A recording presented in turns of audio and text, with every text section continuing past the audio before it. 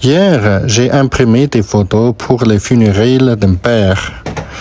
Un homme que je n'ai jamais connu, mais dont le visage, soudain, est devenu une présence silencieuse dans ma petite boutique. On choisissait l'image avec soin, comme si l'on cherchait la bonne fenêtre, pour laisser entrer une dernière fois la lumière de sa vie.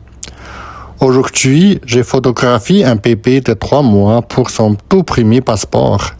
Un regard encore flou, des paupières lourdes de sommeil et déjà un doucement pour traverser le monde. Entre ces deux images, il n'y a qu'une nuit. Entre ces deux vies, il y a tout le temps de l'univers. Je pense souvent à cette étrange chose qu'on appelle le temps. Il nous traverse sans demander la permission, il nous use doucement, mais il nous offre aussi des visages, des rencontres, des adieux. Dans ma petite boutique, je vois passer la vie en fragments, un tuile, une naissance, une photo perdue, un sourire retrouvé. Parfois, j'ai l'impression de tenir le fil invisible qui relie le premier souffle au dernier regard. Alors, j'essaie de garder des traces, pas pour arrêter le temps.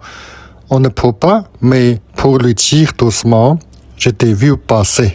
Peut-être qu'un jour, toutes ces petites histoires deviendront des pages, pas un grand livre de sagesse, juste un carnet d'humanité, écrit au comptoir d'une boutique, entre deux photos, entre deux vies.